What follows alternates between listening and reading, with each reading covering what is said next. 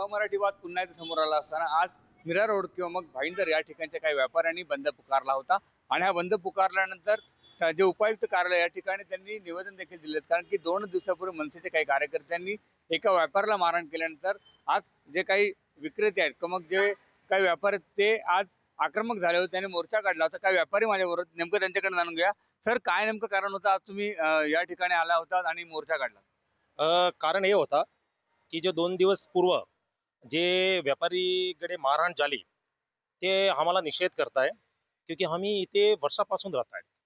हा छत्रपती शिवाजी महाराजांचा भूमी आहे आणि महाराष्ट्र भूमीचा हमें गर्व आहे, अभिमान आहे। मराठी भाषाला पण हमारा अभिमान आहे। पण असा जोर जबरदस्ती करून, गुंडागर्दी करून तुम्ही करणार तर कसं कसं होणार? तुम्ही ते निषेध मोर्चा होता। अच्छा, काय वाटतंय अशा प्रकारे भांडण म्हणजे मराठी अमराठी वाद उफाळू शकतो असल्या गोष्टींमुळे? नाही असं मला नाही वाटत, कारण की महाराष्ट्रीय संस्कृती अशी नाही। महाराष्ट्र जे कुटुंब आहे, आमचे मित्र पण आहे, ते पण आम्हाला असंच म्हणतात की राजकारणची हवा आहे। आणि मराठी, एक गोष्ट मी तुम्हाला नक्की सांगतोय, आपण ज्या स्टेटमध्ये राहतात त्याची भाषा यायलाच पाहिजे, त्याचा कोई आम्हा शंकाच नाही, काय किंतु परंतु नाही। पण जोर जबरदस्ती, गुंडागर्दी आणि ते पण व्यापारी।